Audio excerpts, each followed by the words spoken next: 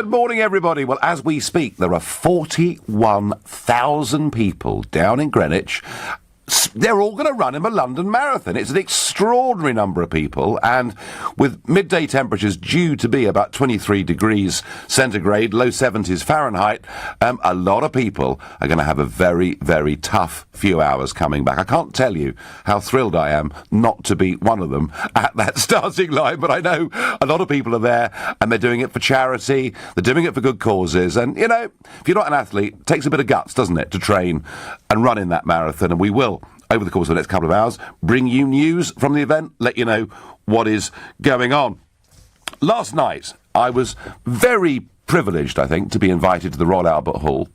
It was the Queen's 92nd birthday yesterday, and, of course, her official birthday comes in June, and that's when we have Trooping the Colour, etc. There'd never, ever been before an official event on the Queen's actual birthday. But yeah, it was yesterday, her actual 92nd birthday. And of course it comes at the end of the Commonwealth Heads of Government meeting, which took place in London this week. Big event, huge debates about the Commonwealth, what's its future, how does Brexit fit in, what does the Windrush scandal mean in terms of our relationships with all of these countries. And the reason the birthday party happened is because the Commonwealth Heads of State were in town. Royal Albert Hall, if you haven't been, it is the most extraordinary venue. Gosh, the Victorians were good at building things and doing things. I loved it. Tom Jones, other acts for the youngsters, Sting. It was really good fun. But the best bit was, she was sitting there in the royal box. Charles was with her. The two princes were there. Harry, in fact, appeared on stage and gave a speech about his grandmother. And I thought she'd gone. She wasn't sitting there. And we all thought, well, maybe she's gone before the big rush, or I don't know. And then, at the end, she appeared on stage. And I tell you what, there wasn't a dry eye in the house. And it is extraordinary, the love that this woman seems to generate. You know, and not just in Britain, around the wider world. She is a remarkable woman. These decades of service that she's given are quite extraordinary. She loves the Commonwealth. She has always loved the Commonwealth, and she, with her husband, the Duke, I mean, they have spent, you know, months and months and months of their lives just travelling around Commonwealth countries. But I wonder, what is the Commonwealth? Is it relevant? Do you know what it really means? It's a remarkable thing because if you think about all the other European countries who built up their empires in the 19th and 20th centuries, nearly every single one of them have dreadful relationships with their former colonies. And yet here we are, having had the biggest empire that the world's ever seen, that now has this amazing relationship with all of them through this club that is called the Commonwealth. There are 53 countries in the Commonwealth. The population of those countries is 2.4 billion people. So getting on for 1 in 3 of the world's population live in Commonwealth countries. The Queen is the head of the Commonwealth, and it was decided this week that Prince Charles in turn will succeed her. That doesn't mean it'll be a member of the British royal family forever that will head the Commonwealth. And I guess as the years go on, it may well adapt, it may well change. Many of the countries in the Commonwealth are tiny little islands in the Atlantic, the Pacific, but of course the big one is India, with over 1 billion people. We as a country, back in the early 1970s, made a big strategic decision. We decided that the Commonwealth was old hat, that the Commonwealth, frankly, was backward, and if we looked across the Channel to France and Germany, that looked to be shiny, bright, new and successful, and we took a big decision, and that decision was to join the European community, and we saw Europe as our future. 45 years on, we actually see that some of the fastest growing economies in the world are in the Commonwealth, and the kind of bond of friendship that exists within it is so great, there are now countries applying to join the Commonwealth who were never even part of the British Empire. And with Brexit, there are some amazing opportunities. I had a meeting yesterday with New Zealand's Foreign Minister. He's really excited about what Brexit can mean for the relationship between us and New Zealand and for trade. Clearly, Clearly, Brexit was a big thing that was discussed this week. If we're freed to make our own trade deals, there are some real opportunities out there. But I wonder, we had the scandal this week, the Windrush scandal, and whether it's Labour or the Tories' fault, frankly, isn't really the point. Clearly, something gone horribly wrong in the Home Office. But would a closer Commonwealth mean even more immigration coming into this country? Because India have said already, if there's a trade deal between us and India, they want freer access for Indian people to come to Britain. So moving this forwards isn't going to be easy. There are going to be arguments and debates. I suspect immigration will be at the heart of it. But for my money, I think the Commonwealth is the most incredibly underrated asset that exists out there in the world. It's a fantastic opportunity for us. And how amazing that actually in America now, the Royal Commonwealth Society has set up an office. So it's becoming a bigger, broader thing. It's becoming an organisation for the English-speaking peoples of the world. And I want to know from you, what does the Commonwealth mean to you? And if you're a younger person, tell me, what have you been taught at school about it, if anything? Call me on 0345 6060 973. And if you come from a Commonwealth country, and you're now living in the United Kingdom, what do you think the future relationship between our countries is going to be? But maybe you think, no. This is all completely outdated. The fact that Charles is going to succeed her, it's just the Brits trying to have a softer form of empire, and actually it's all old hat. If that's how you feel, then tweet using the hashtag Farage and LBC at LBC, and watch us on Facebook and comment there too. I'm going to ask Mark in Newark. Good morning, Mark. Good morning, Nigel. So what do you think about the Commonwealth? Well, I think that based on your politics of what you believe in about Europe, which I'm not saying you're completely wrong, based on a lot of things that you feel, you personally should be against everything that the Commonwealth, and particularly the monarchy, appeals at. The idea that she got Charles in, and she got all these heads of state of all these other countries in the Commonwealth together, and then she basically sort of pushed the sun onto them, is exactly the sort of unelected quango that you personally would despise. Well, OK, unelected. I wouldn't say the monarchy is an unelected quango. Of course she's unelected. How is she elected? She is. Nobody. It's a slightly separate debate, Mark, and I did make the point that I'm sure that after Charles it will be somebody else. The point about the Queen, and the reason it works, is because she is an apolitical figure.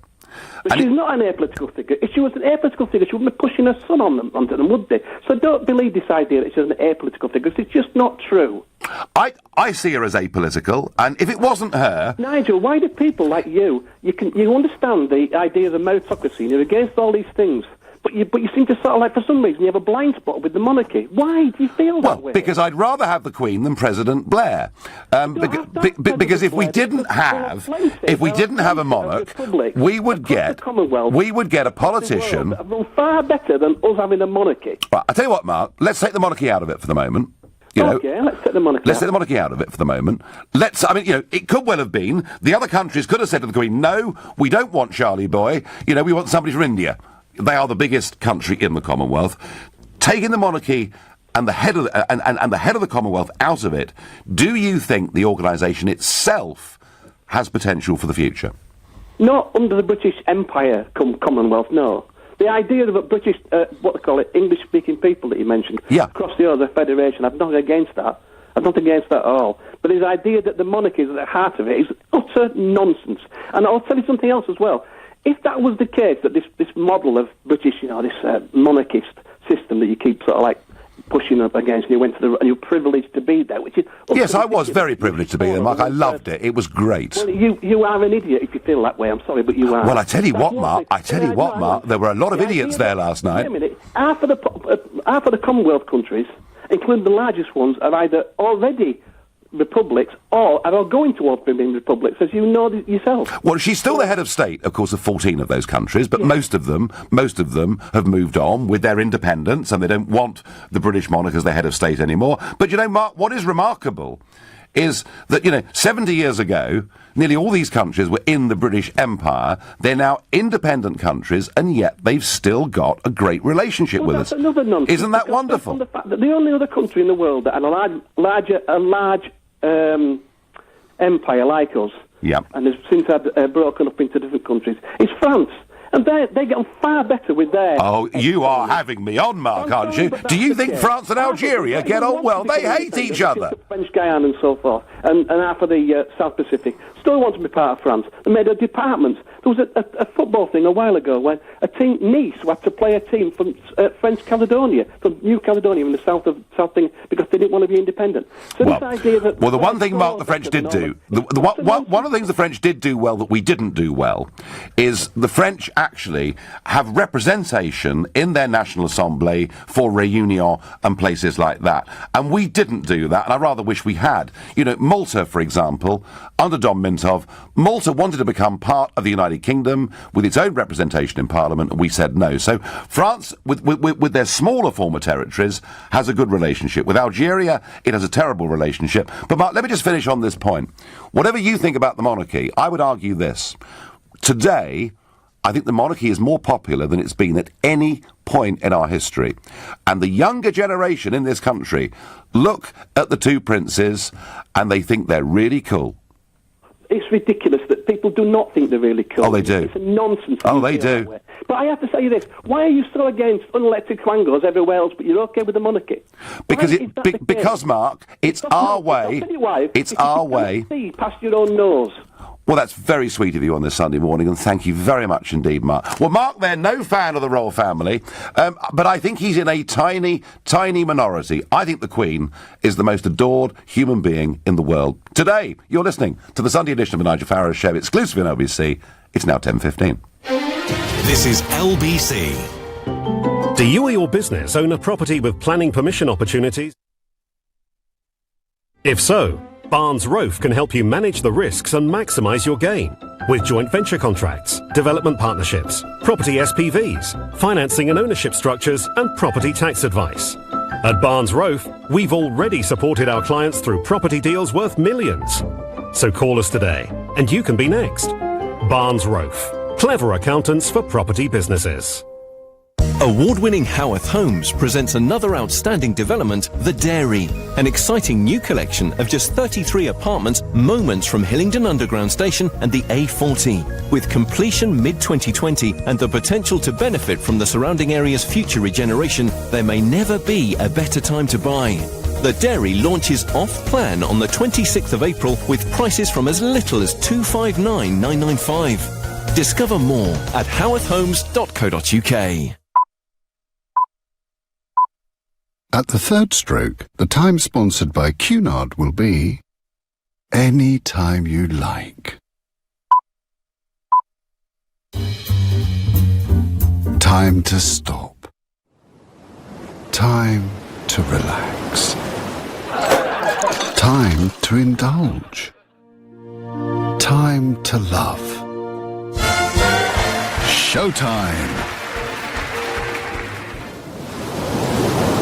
Time for a voyage with Cunard. Today on Little Spring Spotters, we're talking weather. And there's only one thing on the nation's mind. Is it going to be good enough for a barbecue? Yes! So get that grill going with Lidl's deluxe vintage cheddar beef burgers for just £2.69p. Lidl, big on quality, little on price. Subject to availability, NI may vary, selected stores. Nothing to see here. Just a regular retriever eating his food, doing his thing while you're out doing yours, not raiding the bin, and no little surprises left on the floor. What a good boy. Nothing to see here means nothing to worry about. With the new Hive-View smart indoor camera, you can check on your home from your phone wherever you are. Search Hive to discover more. Hive. Let's get living. Hive services require broadband and Wi-Fi. Terms apply. The Network Q Big Thank You sale is now on. Get an amazing £750 deposit contribution with finance at 9.9% APR representative. Plus every used Vauxhall we sell comes with 1 year's warranty and 1 year's roadside assist. From the 13th to the 30th of April at your local Vauxhall retailer. Vauxhall, British brand since 1903. Personal contract purchase, finance subject to status, 18 plus T's and C's apply. Vauxhall Finance, available on selected models at participating retailers.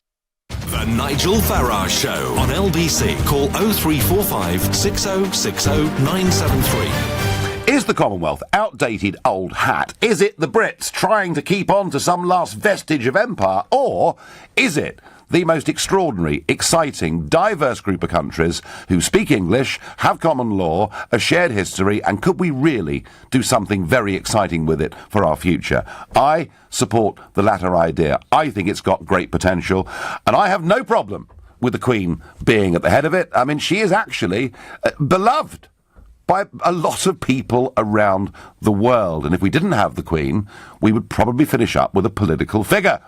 I get on text, the Commonwealth is Britain trying to keep a grip on its colonialist and once powerful past. It is completely pointless. Well, that's a point of view. Andrew says, Nigel, maybe you could twist Trump's arm and get America to join the Commonwealth. Well, this is interesting, Andrew. So, Governor Phil Bryant of Mississippi, friend of mine, he was in here on Thursday. We interviewed him. He was here for the Commonwealth Heads of Government Week, as was the governor of Oklahoma. And quite a big American delegation. There is now a Royal Commonwealth Society office open in America. We've had our first event. I say we because I was there as a guest. And interesting, isn't it? Wilbur Ross turned up, and he's in charge of trade for Trump. Betsy DeVos turned up. She's in charge of education. So 2 key cabinet ministers turning up for a Royal Commonwealth Society event. I don't see America becoming a member of the Commonwealth, because I think that would start sort of, accusations of returning to the days of George III or whatever it may be. But I can see America in some way being an associate of it. And Trump instinctively, feels a bit like Churchill used to, that there is something rather special between the English-speaking peoples of the world. Honestly, I believe the Commonwealth has got great potential. What does Emmanuel from Birmingham think? Good morning to you. Good morning, Nigel. I'm quite glad you're bringing up this at a time when head of states of Commonwealth nations have just visited England and the Queen has been able to speak to them. I tell you, Emmanuel, we have got a rotten phone line. We're going to get rid of you and bring you back on a line that's a little bit clearer. Loic is calling from Paris. Good morning, Loic. Good morning, Nigel. How are you? I'm very well indeed, thank you. So, am I barking mad to think that the Commonwealth has got some real potential for the future? Absolutely not. And I think the Commonwealth is actually the key to success for Britain post-Brexit. Explain. Although Britain's had a regrettable past with it, not supporting the human rights abuses that have gone on in Commonwealth countries, especially in Africa, in the past, it is definitely going to be a way for Britain to develop its economy and, in turn, to help develop the economies of these countries. As free trade is the best kind of international aid. Well, this is interesting, Loic, isn't it? Because, of course, many of these Commonwealth countries, are relatively poor countries, and, of course, for them, selling their products to us is very, very difficult because of something called the Common External Tariff. The European Union makes trade with these countries very difficult, and that is what lots of people last night were talking about, the potential to bring down those trade barriers. Absolutely. Tariffs are a prevention to development. Tariffs prevent economic development for poorer countries. They favour the European Union. Removing these trade tariffs will be able to help us have free trade with these countries, where they'll be able to sell their products to us, which in turn will help them get money, get economic growth, and potentially have stammer off immigration to our country because they won't have to leave their country to come to ours. Well, that's an argument, isn't it? That the more a poor country develops, the fewer people actually want to leave it, and that is absolutely right. Look, Mark before the break, his biggest criticism was that the unelected monarch was at the head of it. How do you feel about that? I am a strong fan of the monarchy. I believe the power of the monarchy is not to be underestimated for the power that she removes. I think it would be terrible to have a prime minister be at the head of the Commonwealth, changing every few years or every few months, as it's been in the last few days. And it would politicise it, wouldn't it? It would absolutely politicise it. Yeah. Having the Queen, having a stable figurehead, spearhead through the Commonwealth that everyone can recognise, everyone can agree on, is absolutely great and valuable and should not be underestimated. Terrific. Loic, have a great day in Paris. Thank you. Don from Herne Hill says we're part of the US empire. Well, I don't think we are quite part of the US empire, but they are a very, very important, very important ally who a strong Prime Minister will occasionally say no to if it doesn't actually suit us. The Commonwealth is not a separate layer of government ruling over individual countries. The EU is. I agree with that, Tony, entirely. I'd hate to see the Commonwealth start to turn into the European Union and start to force its member states to start harmonising and homogenising. I would hate that. Let's go back to Emmanuel in Birmingham. Good morning again. Good morning, Nigel. Sorry about the bad line. That's better. That's better. Right. What do you think? Okay.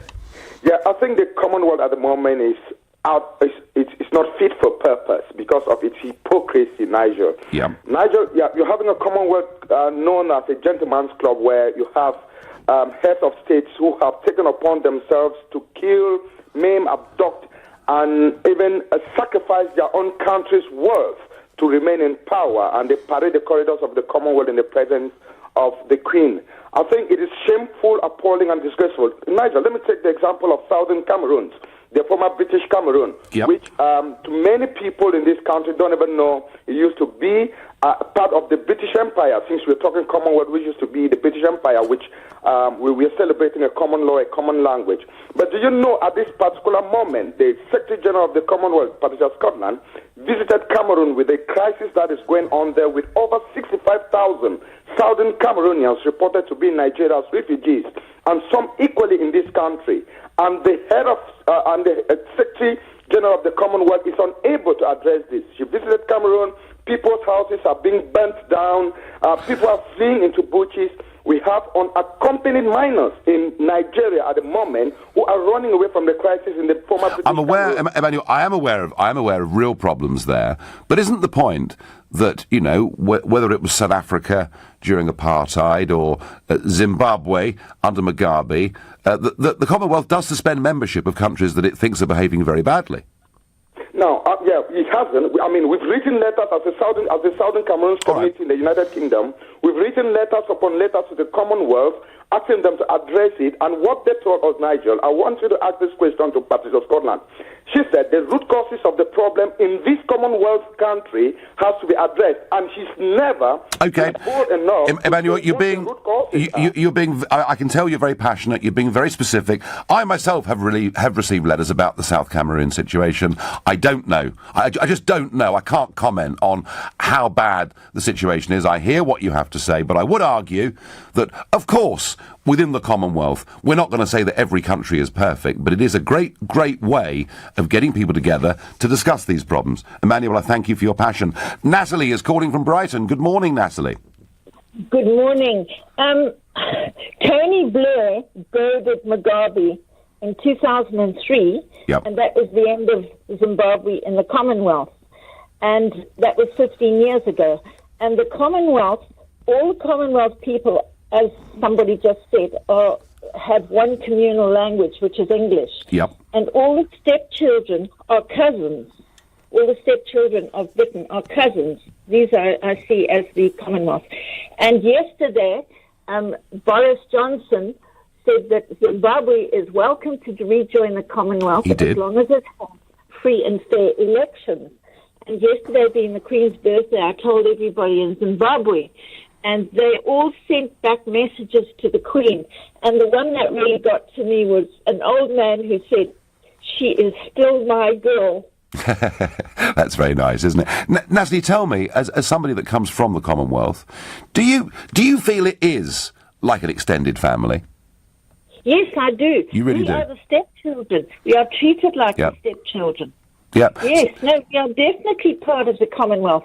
And half of Zimbabwe are so happy now that we are welcome to go back in. But the people who don't want Mnangagwa in, they are irate because they have been window dressing with bullet trains and all sorts, while Mnangagwa has been doing the groundwork, digging in the dirt with the British government.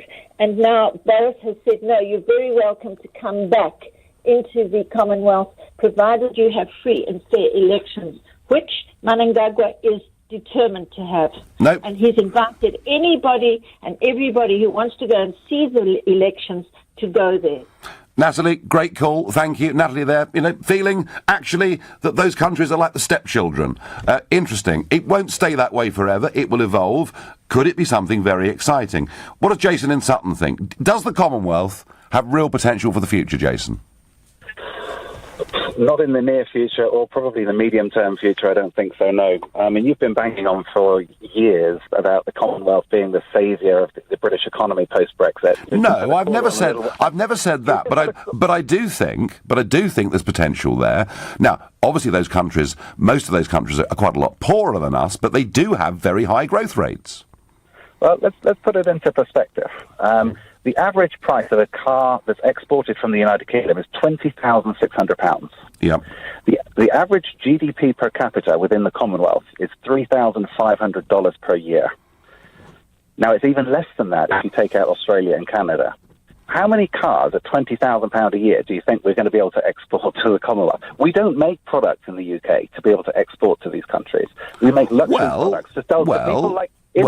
we do sell Jaguars. We do sell Jaguars and Bentleys and cars like that to India in an ever-growing number, don't we? We do, but when you compare it to the amount of exports that we sell to the European Union, where they've got a GDP per capita in excess of $32,000, that's more than 10 times the amount of the Commonwealth. Well, Jason, I mean, look, we do 40% of our overseas business is done at the moment with European Union countries.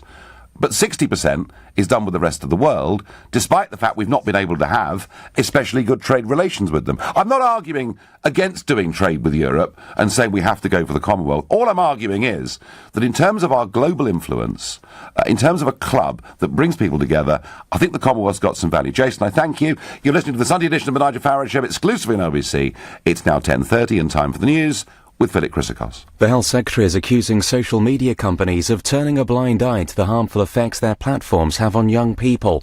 Jeremy Hunt has given the likes of Facebook and Twitter a week to say what they're doing to deal with the problem. The Shadow Foreign Secretary is calling for Amber Rudd to resign as Home Secretary over the Windrush scandal. Emily Thornberry says there's something rotten at the heart of government. David Weir has won the wheelchair race of the London Marathon for the 8th time. It's as thousands of other competitors take part in what's expected to be the warmest London Marathon in its 38-year history. Half an hour ago, the Queen started the main race from 29 miles away at Windsor Castle. LBC weather, humid with warm sunshine across the southeast this morning, cloudy and fresh elsewhere, showery rain across the west, moving to the southeast this afternoon, a high of 24 degrees. LBC Travel, the London Marathon continues, so road closures are in place across the route. In Greenwich and Blackheath, the roads will reopen around lunchtime, followed by the rest of South East London by 4 o'clock this afternoon. In East London and along the river through the city and Westminster, roads are expected to be open by 7 o'clock this evening. For full details of the closures, go to our website, lbc.co.uk. Also, the planned strike affecting DLR services is off, so extra trains will be running for the marathon. And on the M25 clockwise in Essex, 2 out of the 4 lanes are closed on the QE2 bridge. That's because of a police investigation. There were queues from junction 30 for the A13 now. LBC Travel, I'm Dave Goff. This is LBC. From the age of 3, young Mozart would watch his sister play the harpsichord with their father, mesmerized by the sound. An early obsession from which his love of music blossomed. At Darwood & Tanner, we believe obsession is a good thing. It's what motivates us to create the perfect smile for every patient, day after day. Darwood & Tanner, your smile is our healthy obsession. Visit darwoodandtanner.co.uk. The Mail on Sunday is Britain's best read Sunday paper. And this weekend in life, our inspirational lifestyle supplement. There's me, Dr. Michael Mosley, with my new 5-2 diet plan. I've revised and updated the diet that's helped so many people lose weight to make it easier than ever. With brand new recipes and clever tweaks to help you slim down for summer. You could lose up to 2 stone in just 12 weeks with my new improved 5-2 diet plan. Only inside this weekend's Mail on Sunday. The Network Q Big Thank You sale is now on. Get an amazing £750 deposit contribution with finance at 9.9% APR representative. Plus, every used Vauxhall we sell comes with 1 year's warranty and 1 year's roadside assist. From the 13th to the 30th of April at your local Vauxhall retailer. Vauxhall, British brand since 1903. Personal contract purchase, finance subject to status, 18 plus T's and C's apply. Vauxhall Finance, available on selected models at participating retailers. On a travel pack tailor-made holiday, you get to see the very best of the world. Tour the famous Route 66, the spectacular Canadian Rockies. Experience the magic and history of India, the wilds of Africa, or the exotic Far East. Start your journey with Travel Pack. For amazing prices on your tailor-made holiday of a lifetime, call Travel Pack today on 0208 903 9999 or visit travelpack.com. Atoll Protected. Come and experience Lebanese dining at Marouche Restaurants. Try some of our amazing dishes, kafta dipped in a delicious hummus, or a colourful meze, complemented by a robust Lebanese red. With live music and traditional belly dancing, enjoy an atmosphere to match the food's rich and distinctive flavours. Go to Marouche.com to find out more. Marouche Restaurants, the finest Lebanese food across London. Do you hear that? That's the unmistakable sound of cashback. Do you hear that? That's the sound of cashback too. There it is again. Listen. Earn money back on every pound spent at places like petrol stations, supermarkets or local restaurants with your American Express Platinum Cashback Everyday Credit Card. Search Amex Cashback. No annual fee. Representative 22.9% APR variable. Terms and minimum annual spend applies. The Nigel Farage Show on LBC. Call 0345 6060 973.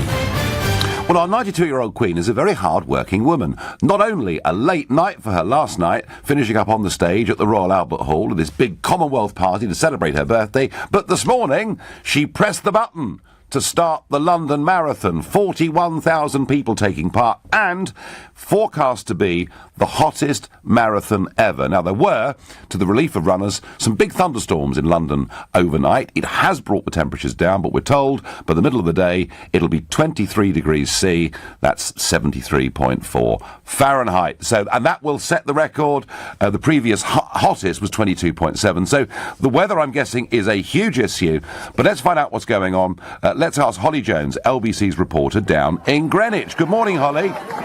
Good morning, Nigel. Well, as you say, it is a very hot and sunny day, but the good thing is it means there's lots of spectators out, so the atmosphere is incredible already. Just here at the start of the race, I saw all the runners go off, and you mentioned, that hot weather. People are being told to take it easy, and especially if you're wearing a costume, you are being asked to think twice. I have seen some interesting ones. There's someone dressed as a pint of beer. Scooby-Doo ran past me earlier, and there's one woman doing it on stilts. On stilts, yeah. She set off earlier, so she's going to do the whole 26 miles on stilts. So absolutely incredible. And, just running it itself is, an incredible feat, but actually to do it in some of these outfits that people do on a hot day, people are being told, take it easy, slow down if you need to. Say, Holly, it sounds bonkers to me, but there we are. And have all the runners started now? Yeah, everyone's starting. I'm at the start in Greenwich now, and there's still lots of people coming back. I think it takes quite a while for everyone to come through, because, as I say, 41,000 people is a record amount of people this year. And there's huge crowds out, and I'm sure there will be along the way. Everyone says London Marathon is the marathon to do if you want to see those crowds, and it keeps people going. I'll tell you the odd thing. Normally, with any big sporting event, whether it's the 1,500 metres in the Olympics or whatever it is, all we talk about is who's going to win, who's the favourite. It seems, maybe I've got this wrong, but it seems to me with the London Marathon that no one actually cares who wins. Well, I think if you're probably into athletics, you might have a bit of a keener eye on who actually wins. But really, for me, and I've covered this a few years in a row now, it's really about people coming together and showing what they can do, and really that support and coming together for an amazing day out. And the sun's shining here, people have come out in their droves to support, and I think that's what it is really about. It's just providing that for people and running for charities as well. Well, we are today we're debating the Commonwealth and the Queen being the head of it. Were there big screens? Could you see the Queen pressing this button when it all started? I believe it was shown on a screen just sort of further round, and the national anthem played, so it's a sort of very patriotic start to it. And I think people really enjoyed the fact. And as you say, her birthday yesterday. It's been a big weekend of celebrations for Her Majesty. Absolutely. Holly Jones, thank you very much indeed. Have fun down there in Greenwich. Well, I'm guessing that Mark, our Republican from earlier, he will now be spitting his coffee out, won't he? I'm sorry, there's an awful lot of the Queen around this weekend, and she is enormously popular. I'm going to ask Myanja in Belfast what the Commonwealth means to him. All right, thank you very much. Good morning, Nigel. Good morning. All right, my name is Afazil, and originally I come from a country called Uganda, and it has been part of the Commonwealth. We are colonized by the British and that kind of stuff. But you talked about Commonwealth countries being poor. I think these countries are not poor. The countries are rich. They are rich in minerals. They are rich in agriculture. The weather is good, a lot of water resources, and most of these resources are actually untapped. So what happens is, the problem with most of these Commonwealth nations is leadership. There is poor leadership, there is poor governance.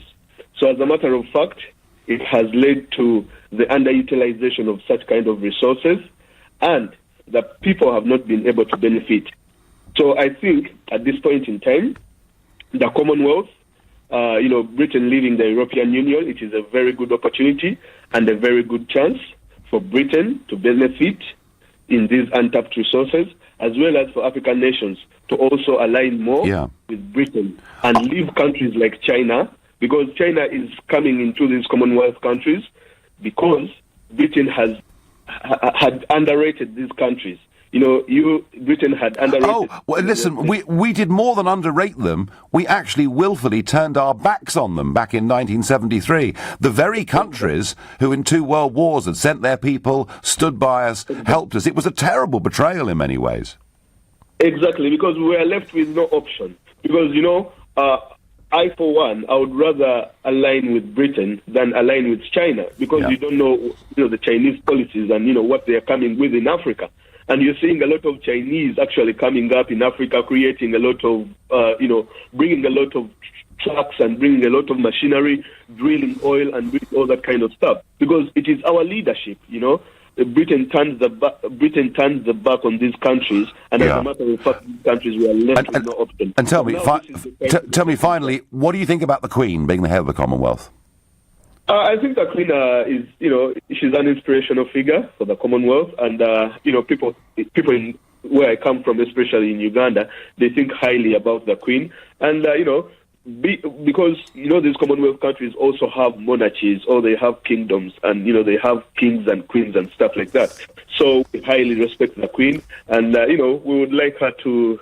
Because recently, whenever CHOGM was held in Uganda in 2007, when she visited our country, Uganda, people were happy to see the Queen, and everyone was excited. No, I mean the way she's travelled around these Commonwealth countries, she loves it. And of course, Prince Charles, actually, he has put a huge amount in. It's going to be very tough for him, though, when his turn comes to take over, isn't it? Oh, yeah, it's going to be very tough. But I think he has been well introduced into. He's been moving places, and I think he's also well versed with the Commonwealth. He has been meeting these leaders. He hasn't been at the back of the thing. So I think he also understands, how good. Well, a very positive assessment there. Thank you very much indeed. I must admit, it was a week after the referendum. I was in the car, just outside Croydon. We stopped. I got out. I went into the shop to buy something. I came out, and there was a car there. Bloke was filling up, and sitting in the front seat was a woman. There were 3 kids in the back, between about sort of 8 and 15. And they saw me, and she sort of leaned out the window and started screaming, and she got out the window, and the kids all got out, and we all had to have photographs, you see. And they were, Mum and Dad had come to this country from Jamaica, and the kids had been born in this country. And she was a larger-than-life figure, big personality. And she said to me, now we've got Brexit, do you think our countries could become friends again? And that was volunteered to me by a Jamaican-born woman on the forecourt of a petrol station in Croydon. And it's interesting. There is actually, amongst people middle-aged and older from Commonwealth countries, there is a great sense of resentment that we chose the European project over them. And despite that, we're still together in the Commonwealth. So if we've got through a very difficult period like this, hey, we could be headed for some very exciting times. James on Facebook says, trade with the Commonwealth countries is great. Frank says, the countries in the Commonwealth actually want to be a part of it. It's not colonialism, as they have the freedom to leave if they want to. Frank, you're absolutely right. They're all there as independent sovereign countries. And interestingly, they all have equal say. Regardless whether they represent 20,000 people or 1 billion people, they all have an even say at these Commonwealth conferences. I've got a phone call from the Commonwealth. Peter is calling from St Kitts in the Caribbean. I can't believe it. Hello, Peter. And good day to you, sir. Hi. What time of the day is it there?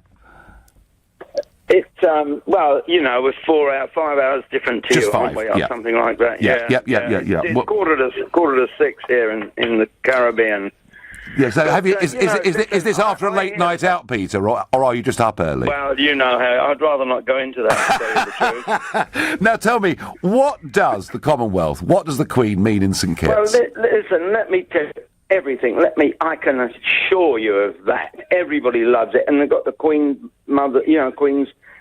birthday coming up and that sort of thing. I mean, we have all the time, we have things with regards to it. I've lived all over the Commonwealth, from Hong Kong, Singapore, Seychelles, across Africa into the Caribbean and all that sort of thing. And everywhere you go in the Commonwealth, they love the Queen. They do. I mean, you know, these people that talk also, I heard somebody just say, I mean, so many people saying so many ridiculous things, like, for instance, about cars, selling cars. Everybody in these places owns a car. They're desperate to have a car. Yeah. Honestly, I mean, you know, and I mean, okay, so we've got old things like Morris Minors and Mini Mokes and things like that. But, you know, at the same token, they love to have a car. And I mean, they love minis, honestly. That's interesting. Interesting. Why? You know, I mean, you know, is it? They're former colonies. They're now in the Commonwealth. But what you're saying, they still like some of the British symbolism. Yeah, absolutely, without a shadow of a doubt. Here in the Caribbean, there's pictures of the royal family all over the place, honestly, in people's private houses. And, you know, I wrote to Ted Heath, that complete dingbat, when I was in Seychelles at the time. Yep. I outlined every single Commonwealth country, what they had got and what they could do, you know, by us staying with them rather going into Europe with the people that don't like us anyway. Some people would say that, Peter. So anyway, I got a reply back from him. I went through, told them everything that every Commonwealth country has got. And, you know, the Commonwealth has got everything. So, Peter, great future for the Commonwealth, in your opinion? Absolutely. We need to go with them. Let me tell you, the vast majority of them are really pleased that Brexit is happening. I know they are. I know they are. Peter, great call. Have a fabulous day on St Kitts. You're listening to the Sunday edition of the Nigel Farage Show, exclusively on LBC, and it's now 10:46. This is LBC. When the beast from the east struck, snow fell, temperatures plummeted, and the country ground to a halt. But Swale Heating leapt into action. Over the week, we helped over 10,000 homes stay warm and safe. To find out more about our boiler installations and maintenance schemes, visit swaleheating.com. Rely on us to keep you warm. We've been thinking about the nuclear family, that vision of mum, dad and their 2.4 children, and how times have changed. How we're now living longer and our kids are leaving home later. So we thought, with all this change, shouldn't we change the way we think about mortgages? So we now cater for all types of family and are trying to turn Generation Rent into Generation Buy. Mortgages for how life is now. NatWest. We are what we do. Your home may be repossessed if you do not keep up repayments on your mortgage. Hey, Sarah, did you see our street in the Admiral ad last night? Yeah, we're the inspiration for multi-cover insurance. Car and home on one policy. And another great deal for customers. But seriously, it's a lifesaver. Oh, I know. I did my car, Rob's car and the house. It was multi-cover deals all round. Ooh, that deserves a celebration. Cup of tea? Something stronger. Multi-cover your home and cars at admiral.com. Someone's going to be very happy that you discovered London luxury chauffeuring. Enjoy a BMW, Mercedes or Rolls-Royce with massage seats, multimedia systems and brand new Apple TV. Whatever the occasion, think London luxury chauffeuring.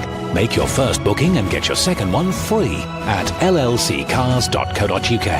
London luxury chauffeuring. Everything you need for your journey. Conditions apply. What a difference a day makes. 24 little hours. After 24 hours with the new BMW, you won't want to give it back. Feel the difference yourself. BMW 24-hour test drives. Book yours now. Search BMW 24 hours. Subject to status and retailer availability. Participating retailers only. This is LBC, the Nigel Farage Show. Call 0345 6060 973. Text 84850. Tweet at LBC using the hashtag Farage on LBC. 53 countries were represented last night in the Royal Albert Hall to celebrate the Queen's 92nd birthday. She is the head of the Commonwealth. It is a remarkable organisation. It has its problems. This week there's been quite a discussion about the fact that 37 of the Commonwealth countries still have laws on gays that some would think are out-fashioned and old-dated. So these countries aren't all equivalent. Some are relatively rich, some are relatively poor. But the commonality is the use of English, common law in nearly every case, and a shared history together. I think we can make an awful lot of it, and interestingly, the Americans now showing interest in the Commonwealth. On Twitter, Justin says, even us Americans revere the Queen. There is a bit of envy for the institution Her Majesty represents. Well, I tell you who is a huge fan of the Queen. I know, because I've sat and talked to him about it, and that's Donald J. Trump. He thinks the Queen is absolutely amazing. And you know what? Most of us do. And at some point in the future, and don't forget, her mother lived to 101, who knows, the Queen could live a very long time still. But at some point in time, when Charles becomes the head of the Commonwealth, boy, that is going to be a very difficult act to follow. And lots of you texting and tweeting about the differences between the Commonwealth and the European Union. If the elites had any brains, they would have developed the Commonwealth, not gone with the EU. We love each other as neighbours, but we are not the same country, which is their ultimate goal. Commonwealth, not EU, says Tony. With the erosion of our freedoms and the demonisation of anyone who expresses pride in their nationhood, HM the Queen and the monarchy represent something for us to believe in as British people. Do you know, Dirk, and thanks for that, actually the Queen, why is she so popular? Well, I think it's because she's been so honest, she's been so faithful, she's worked as the most incredible servant for 70 years and frankly never put a foot wrong. And in a world of a lot of problems, she represents, I think, something actually rather wholesome. People like that and they want that. But the amazing thing is to see the popularity of William and Harry. It is just extraordinary. You know, I went to the Westminster Abbey Field of Remembrance just ahead of Remembrance Sunday last year, and to all the old soldiers, you know, Harry is a bit of a hero. They all want to see him. They all want to be photographed with him. And when he came on the stage last night at the Royal Albert Hall, all the teenagers started screaming. So we've got these two celebrity princes. I mean, I can't think there's been any moment in our history when the monarchy has been more popular than it is right at this moment in time. Adam is calling from Madrid in Spain. Good morning, Adam. Good morning, Nigel. How are you? I'm well. Do you know what? I really, really enjoyed myself last night, Adam. And as I say, I thought the Queen had gone, but then suddenly when she appeared on the stage, there wasn't a dry eye in the house. I loved it. Yeah, she's marvellous, isn't she? I really genuinely think so. Yep. Yeah.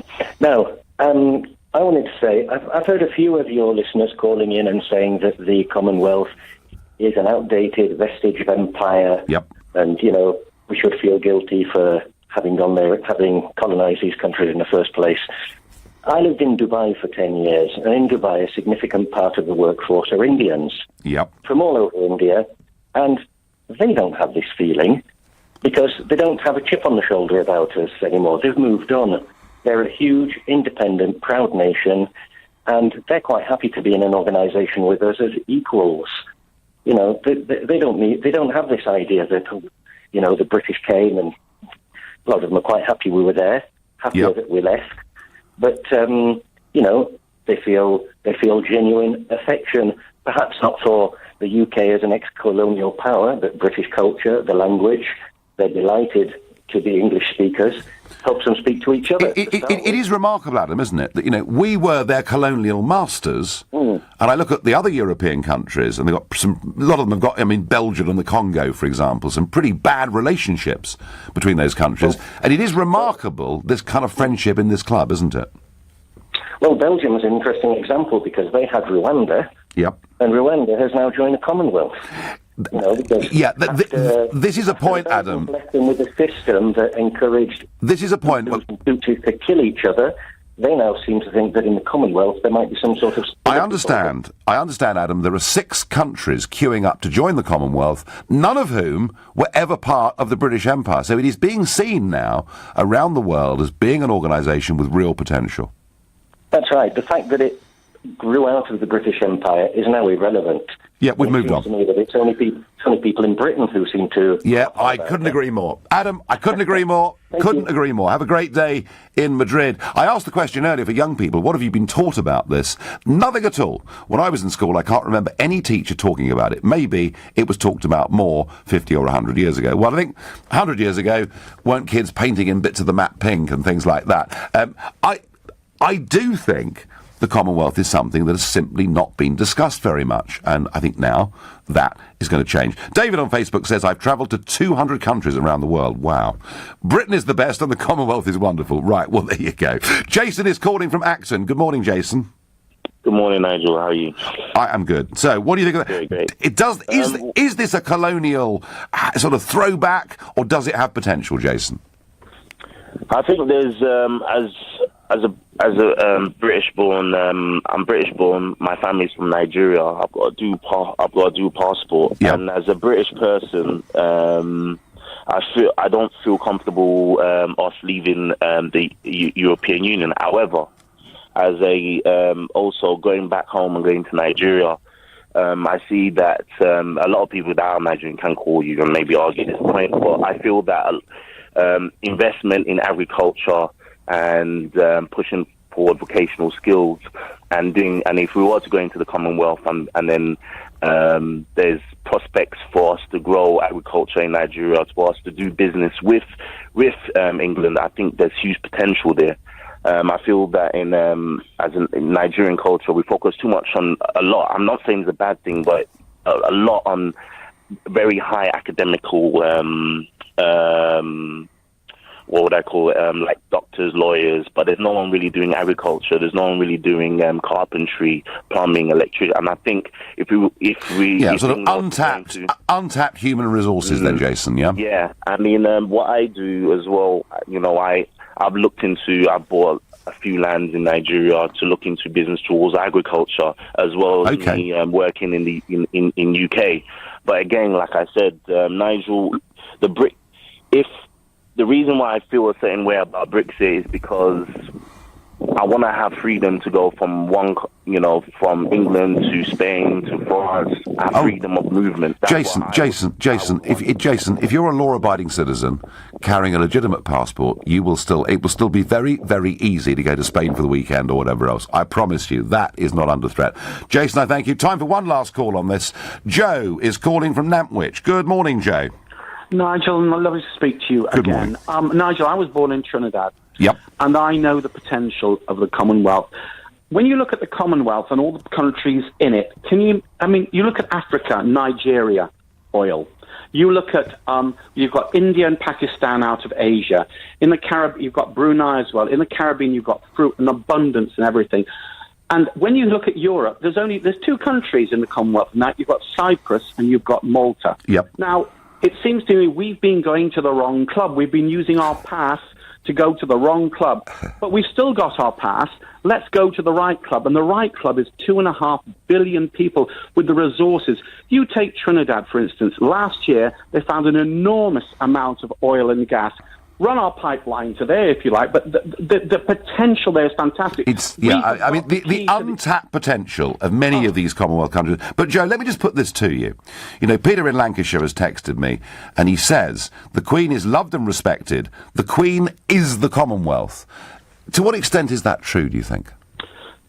No, everything passes down. Everything passes down the line. I'm proud that Prince Charles, that's part of the royal family, they revere the royal family. But not only that, Nigel, I look upon the world like this. I look upon England as the mother, and even America might be the eldest son. But all the other Commonwealth countries are the jewels in our crown, and we've not polish these It's jewels. untapped, isn't it? No, it is. It's totally. So, Joe, are you with Brexit coming, with this amazing success of this conference this week, and yeah, one or two arguments, but great success, are you bullish about the future of the Commonwealth? I've never been more bullish. It's an amazing club. What, you've got 500 people in Europe, and you've got 2.5 billion plus America to go at. We don't need anybody else. Yes, we'll talk to the Chinese as well. Yeah, they're a great country. but we've got a head start here, haven't we? We've got a head start. And not only that, Nigel, not only that, can you imagine how frightened our friends in Europe will be if we're going to catch on to the well, yes, a lot of them. Yeah, I don't think Monsieur Barnier wishes to see us succeed in terms of global trade. Joe, I thank you. Well, Commonwealth immigration was a big issue on the 20th of April 1968 when the Shadow Defence Secretary, Enoch Powell, made a speech in Birmingham. He told his friend before it would go up like a rocket. It was the first time a major politician had spoken out against the establishment consensus on immigration that had been there from both parties since basically the end of World War II. I want to know, what did you take from Powell's speech of 50 years ago? If you think the speech was totally wrong in every way, call me on 0345 6060 973. If you think, well, the language wasn't very nice, but the things in that speech that matter, text to 84850. And if you're younger, tell us, what does Enoch Powell mean to you? Had you ever heard of him before this week? Please tweet using the hashtag Farage and LBC at LBC. And you can watch us on Facebook. You can comment there too. We're live from London next. On FM, online, on your mobile, and on digital radio. Leading Britain's conversation. This is LBC. From Global's newsroom at 11 o'clock, social media companies have a week to tell the government what they're doing to stop underage children using their platforms. The Health Secretary, Jeremy Hunt, has written to the likes of Twitter and Facebook, also demanding what they're doing to deal with cyberbullying. Mental health campaigner Natasha Devon has told LBC she welcomes the announcements. Parents often don't know how damaging social media can be, and we know that social media can have a positive impact as well as a negative one. So I think giving some guidelines to parents about what's appropriate in a public health campaign is actually one of the most proactive things the government can do. The Home Secretary Amber Rudd is facing calls to resign following the Windrush scandal, including from the Shadow Foreign Secretary.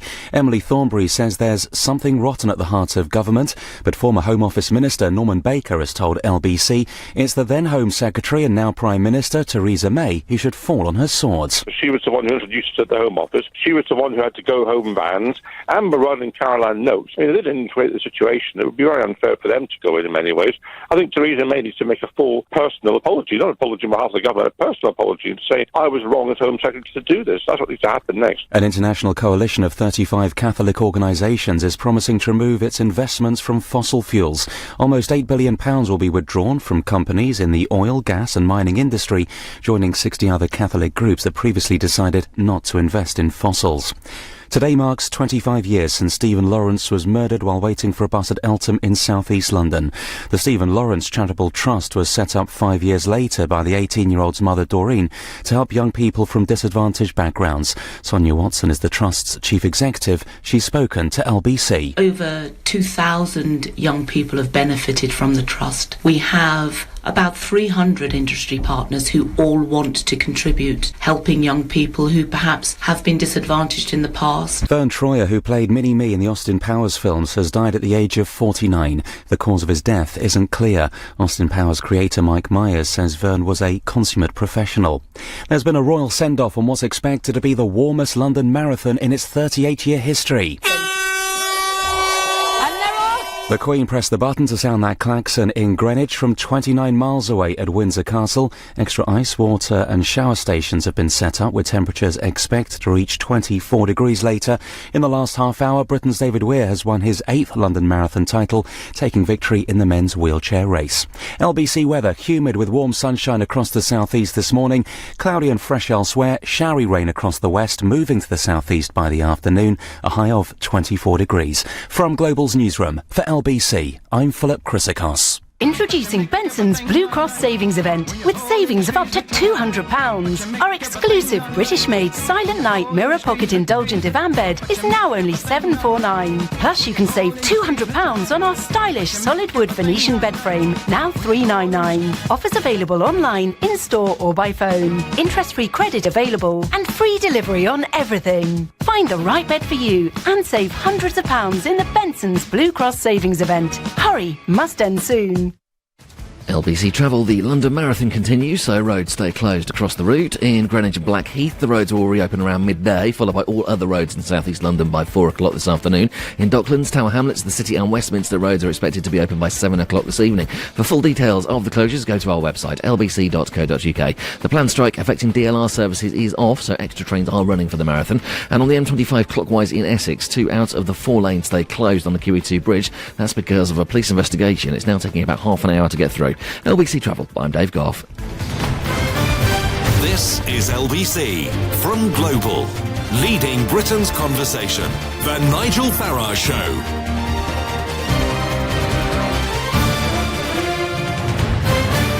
50 years ago, the 20th of April, 1968, in a hotel in central Birmingham, Enoch Powell, already a very prominent political figure in this country, gave a speech that was, without doubt, the most divisive speech that's been given in this country in my lifetime. As I was growing up, he was a name that was constantly discussed, and when you heard the name, some people recoiled in horror and said that he'd done huge damage to race relations in this country and made life uncomfortable for many black people. Others thought he was an absolute hero who dared to speak out against the establishment. So he was this hugely divisive figure. And I want to know, what you, as an individual, take from that speech. And if you think it was totally wrong, please call me on 0345 6060 973. Or maybe you think, the language was pretty extreme, but he did give some warnings about what would happen if we did not get integration right in this country, in which case text to 84850. And any other thoughts on Powell, his legacy? Did, in some ways, Powell's arguments have an influence over our recent Brexit referendum? Let me know what you think. You can tweet using the hashtag Farage and LBC at LBC, and of course, as ever, you can watch us on Facebook Live and comment there too. Well, to help me with this and to get some perspective on who Powell was, because unless you're over 50, you probably don't really remember Enoch Powell being a public figure. But boy, he was a huge public figure for many, many years. To help me with this, I've got today Sir Anthony Selden, political historian, who's written biographies of John Major, Gordon Brown and Tony Blair, and is the Vice-Chancellor of the University of Buckingham. Good morning, Sir Anthony. Good morning. How are you? I'm very well indeed. Tell us, just imagine for a moment, Sir Anthony, that you're talking to people under the age of 50. Who was Enoch Powell and what was his significance? Imagine an incredibly brilliant politician. Here was somebody who was the youngest brigadier in the British Army, who was also a brilliant scholar, one of the youngest professors ever in university history, and an astonishing politician who was well known for his rhetoric and for his sharpness of mind. And then in 1968, he made this speech, which, as you say, rewrote the history books. And he rewrote the history books not because of so much what he said, but the way he said it. And he used imagery that didn't so much draw attention to a concern, but inflamed people on both sides. So that in brief is the Enoch Powell potted history. Yeah, and he now this particular speech, he kind of knew, I think, what he was getting into. Let's just listen, Sir Anthony, to what Powell said very early on in that speech. I can already hear the chorus of execration. How dare I say such a horrible thing? How dare I stir up trouble and inflame feelings by repeating such a conversation? So he knew, Sir Anthony, what he was doing, didn't he? He absolutely knew what he was doing. He talked about setting up a rocket that would change everything, and this rocket wouldn't come down. It would keep up there and the world would be forever different. And he, in a sense, because of this speech and you know, the phraseology that he used, that a constituent had said to him that the black man would hold the whip hand over the white man, and then of course it's known as the Rivers of Blood speech. You know, as I look ahead, I am filled with foreboding, like the Roman. I seem to see the River Tiber foaming with much blood. Did he realise, though, that by saying these things he would actually become a political outcast? I don't expect that he thought he would be forever a marginal figure in British politics thereafter. He was very ambitious. Yeah. He had desires to get to the highest office.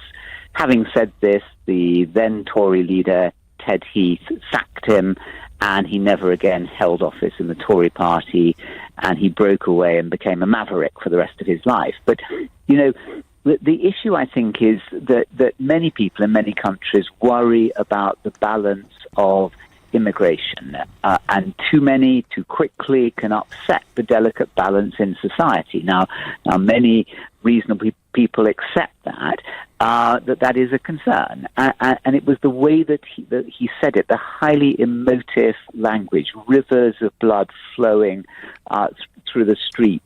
It was deliberately incendiary on his part. He thought it was drawing attention to something that he thought politicians were not giving him sufficient creed to, but it hasn't happened. Britain has been a successful multicultural country. There hasn't been the open clashes that he foresaw, and had he made his point in a less emotive way, he might have drawn attention to it in a more reasonable way that would have got decent people of all parties looking at the right rate and the right rate of integration to keep a good balance in society. But he didn't do that, and I think, you know, you could say that he caused damage not just to his own career, but to the case that he was making. Well, I felt this because when I started talking about immigration, when we opened up the doors to 8 and then 10 former communist countries,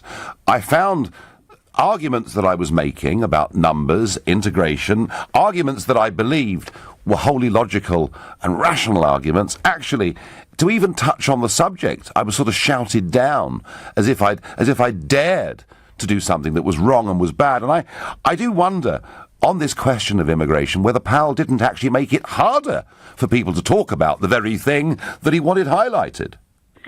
Well, it's very hard to know the answer whether he did or not.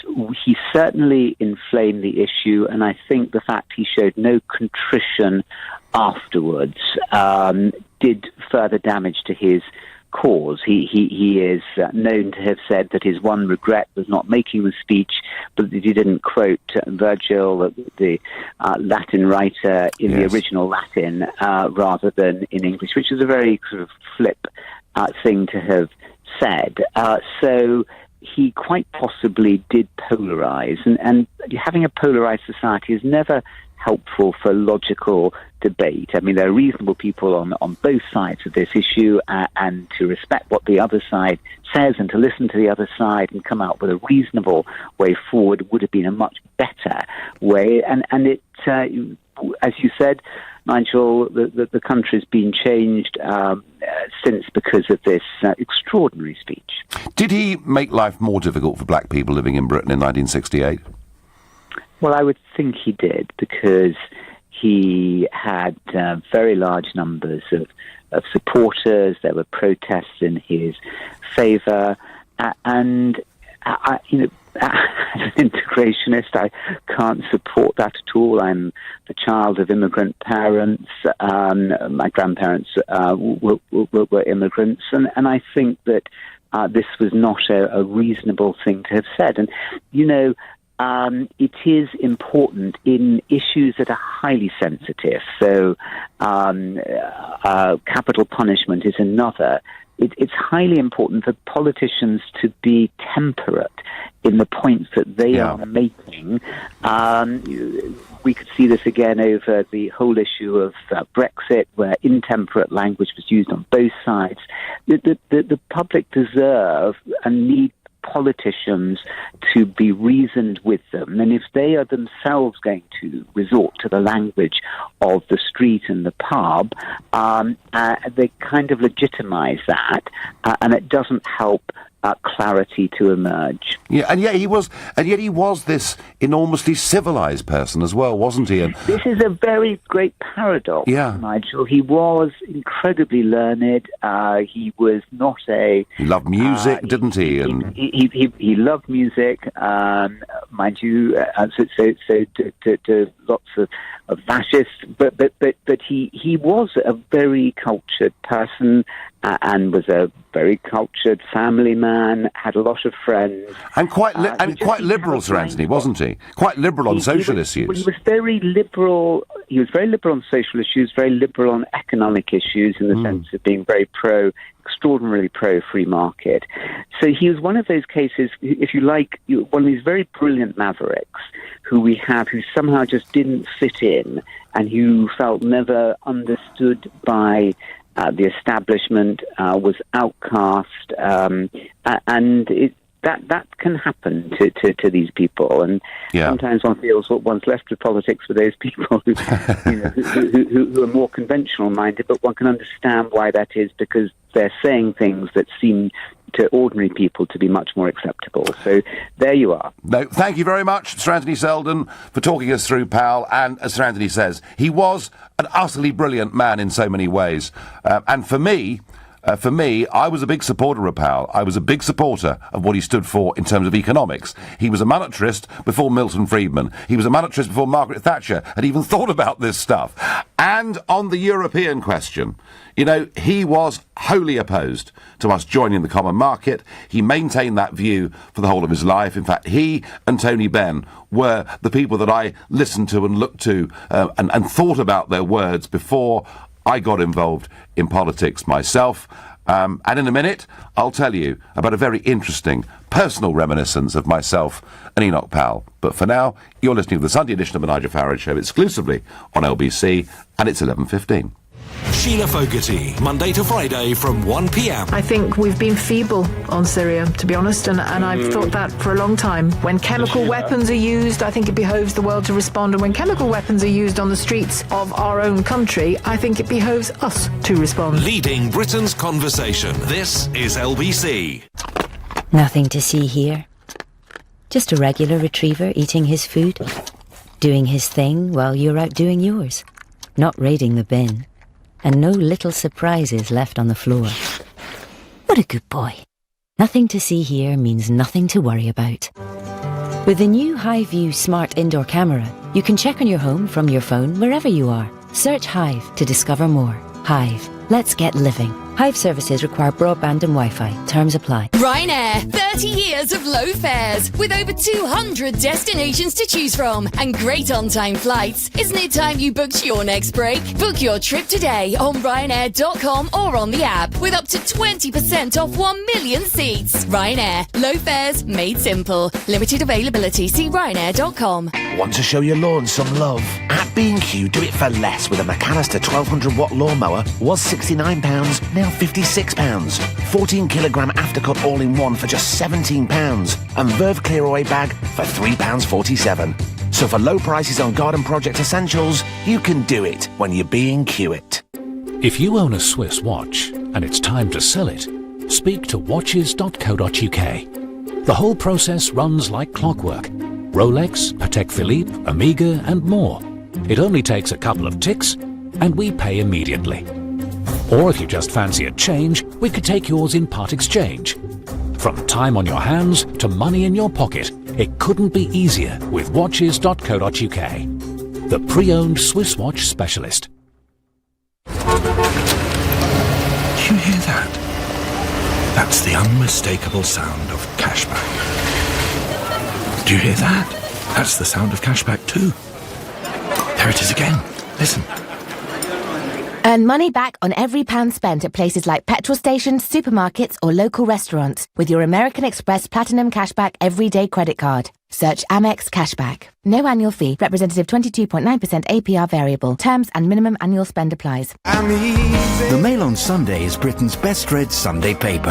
And this weekend in life, our inspirational lifestyle supplement. There's me, Dr. Michael Mosley, with my new 5-2 diet plan. I've revised and updated the diet that's helped so many people lose weight to make it easier than ever. With brand new recipes and clever tweaks to help you slim down for summer. You could lose up to 2 stone in just 12 weeks with my new improved 5-2 diet plan. Only inside this weekend's Mail on Sunday. Hi, I'm Paul Devin, CEO from WG for Business. A single source solution for office supplies, furniture, print and business services. If you're a company director or partner, we could save you as much as 45% on your office supplies and services with our comprehensive and free corporate spend audit. Find out more at wgforbusiness.com or text the word audit to 87007. That's 87007. Leading Britain's conversation, The Nigel Farage Show. Tweet at LBC using the hashtag #FarageOnLBC. Enoch Powell's speech of 1968 says things that are important. He talks about integration. He talks about numbers, controlling immigration, being the right thing to do to have an integrated society. He makes predictions about what the numbers will be in this country by the year 2000 that proved to be remarkably accurate. There were really important things that Powell was trying to say in this speech, but he'd tried a few months before in Walsall.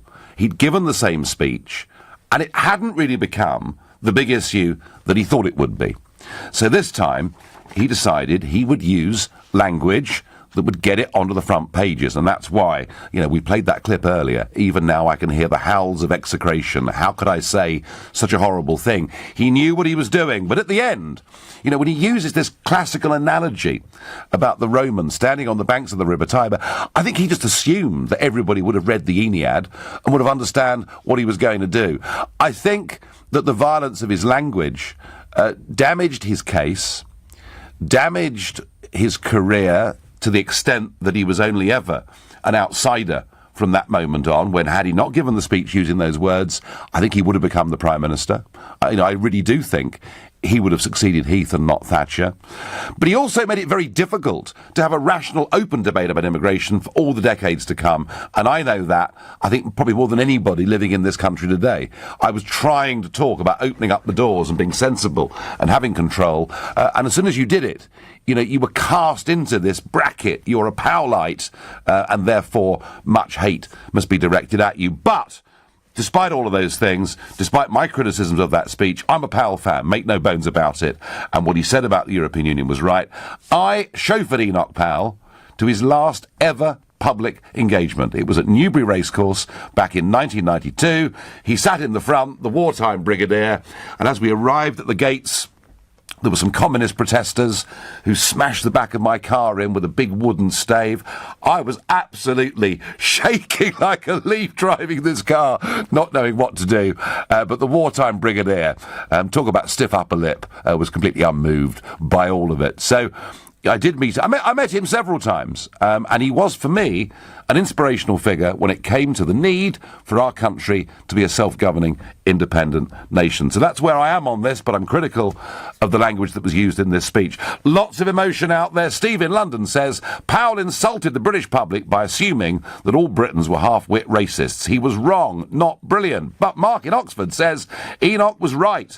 The attempt to forcibly integrate disparate cultures won't work. And that Enoch was right, Enoch was wrong argument, we still hear it being talked about today. Manjit is calling from Peterborough. Good morning.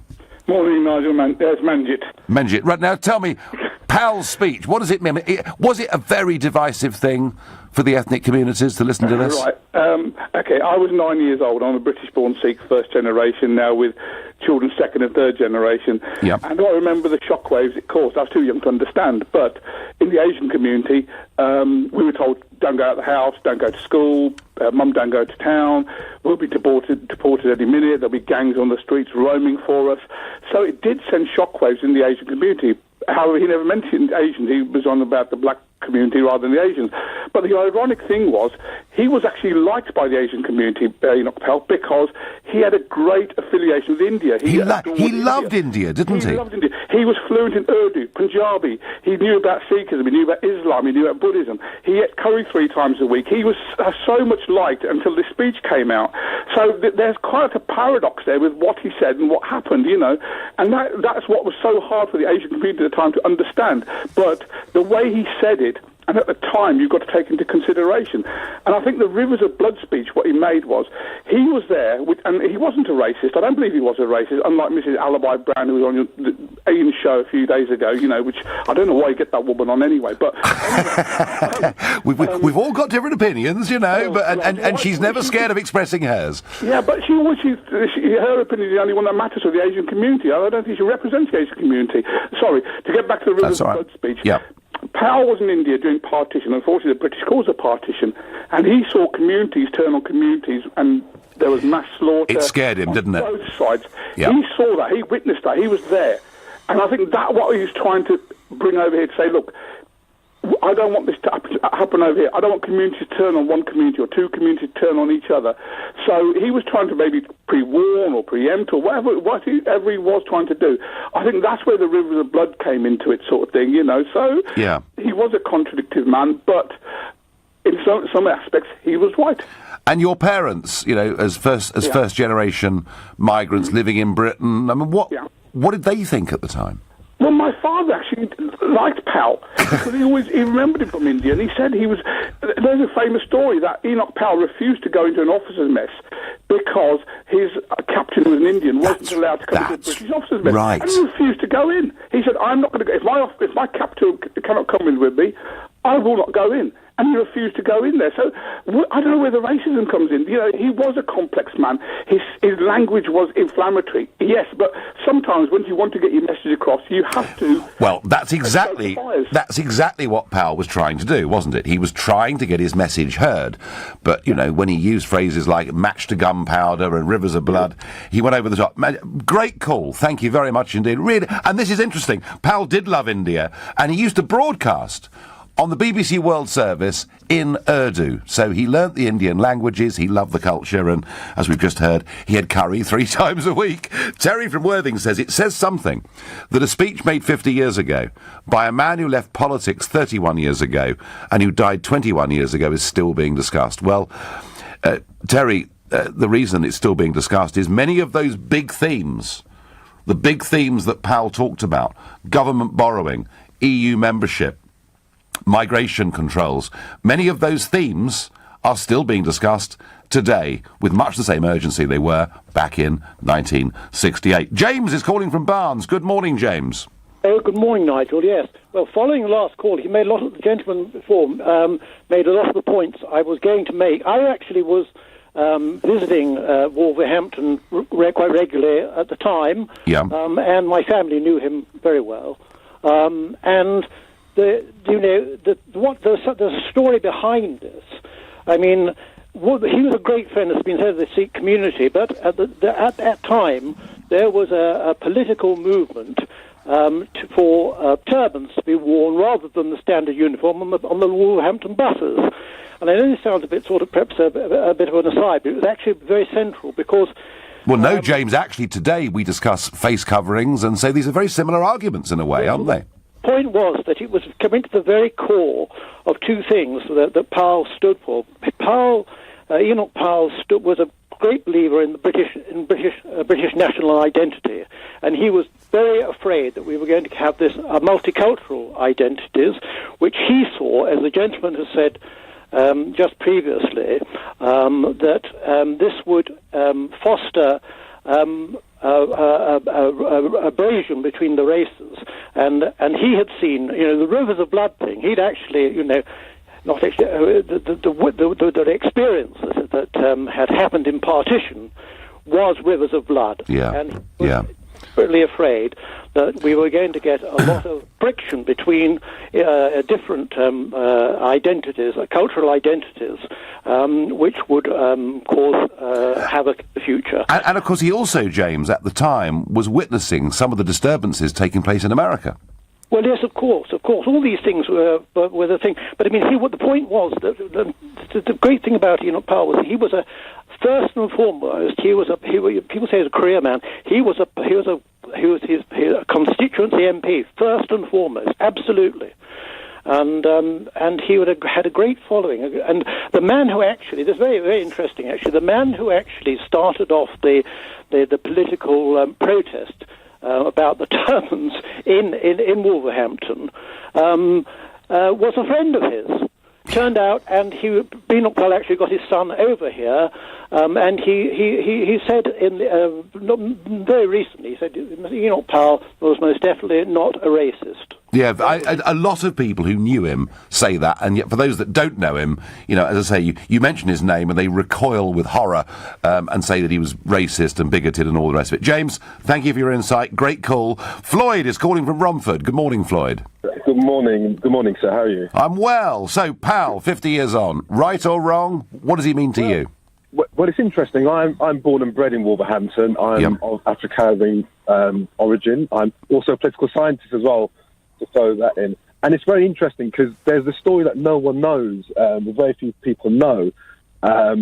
Nearly every Sunday or every other Sunday, Enoch Powell used to go to a Jamaican lady's home for dinner. He was very, very close to quite a number of people in the African-Caribbean community.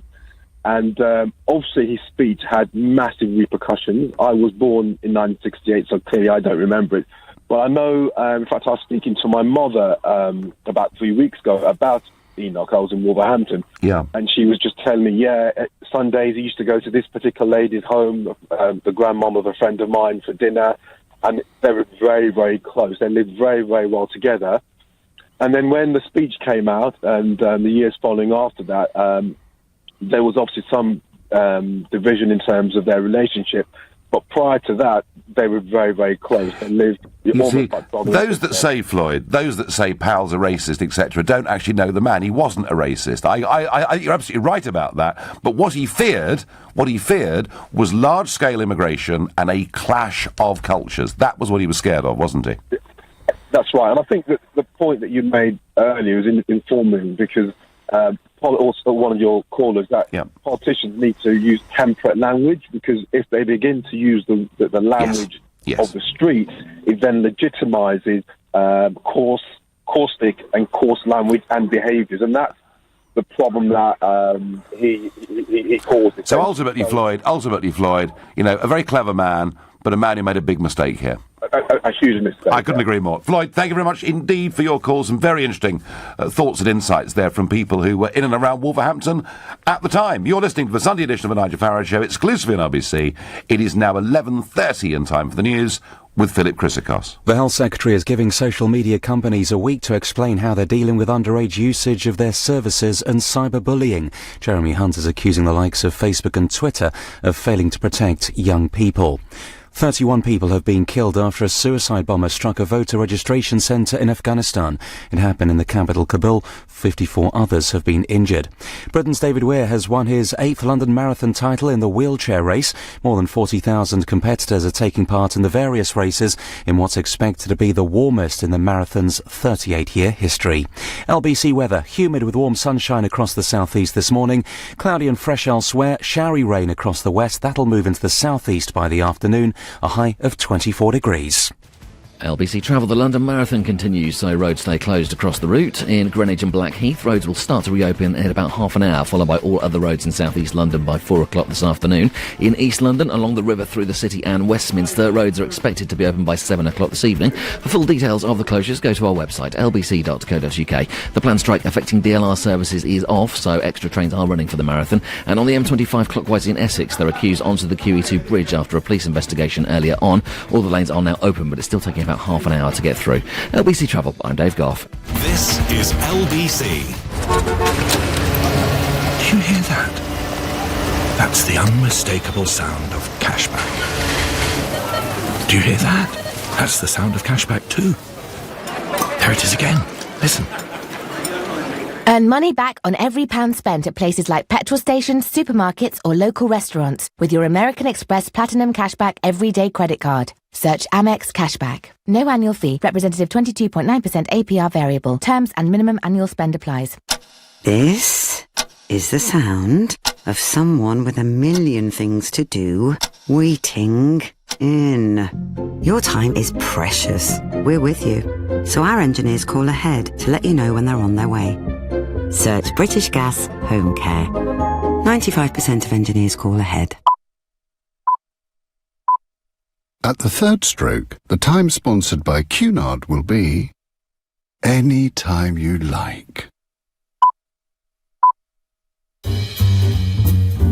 Time to stop. Time to relax. Time to indulge. Time to love. Showtime. Time for a voyage with Cunard. £1.20. £1.20.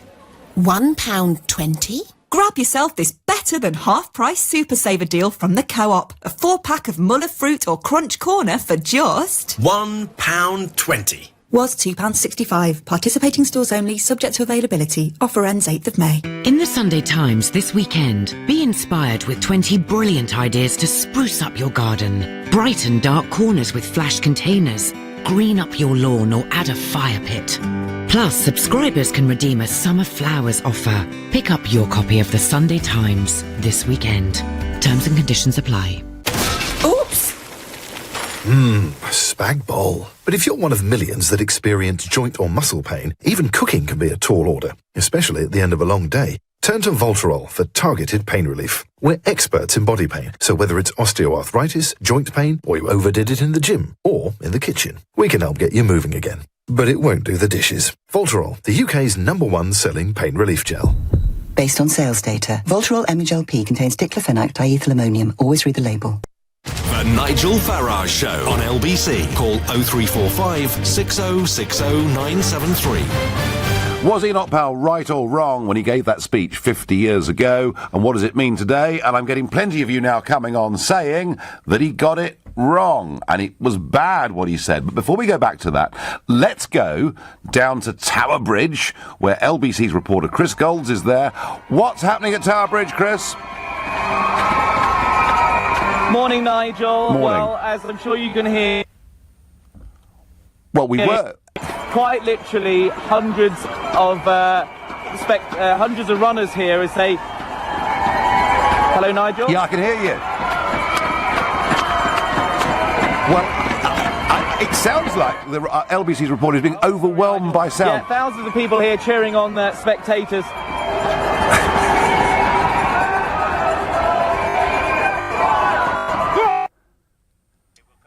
We're going to have to come back to Chris Golds. It all sounds terribly exciting down there at Tower Bridge, doesn't it? 41,000 people taking part in the London Marathon on what's going to be the hottest ever London Marathon. The noise, the crowd sounded quite extraordinary.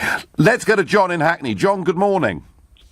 Hi, Nigel. I'm a first-time caller. Well, Very welcome. nervous. Welcome. Well, John, I promise you, people say nervous. Actually, it's just like having a chat with somebody. Now, I've made these points, John, that I don't believe Powell was a racist as an individual, but I can see why the speech did cause offence to a lot of black people. Absolutely. I mean, a couple of things. So the words used, he's talking about black people, he's talking about whip hand. Those two words invoke, slavery, things that happened then, and things may be turned back on white people, and black people may start to do what happened to them. That's the kind of thoughts that it kind of conjured up for people, I feel. Yeah, I mean, I don't understand how people can say he's not racist if he's talking about black people in that way. You've got Indian people calling up and saying, "Oh, he wasn't a racist. We used to like him before that," etc. But if you're talking about you're going to be overflooded by black people and inciting such rage and fear amongst white people, this is racism. I mean, you couldn't get away with this today.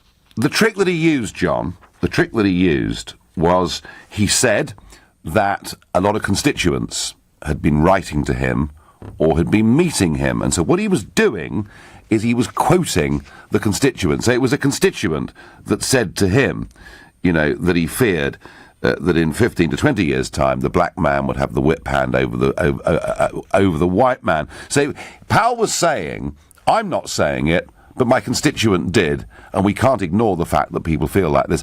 I think you're right. I think you're right. You know, when you say, John, you wouldn't get away with it today, I think that's probably true.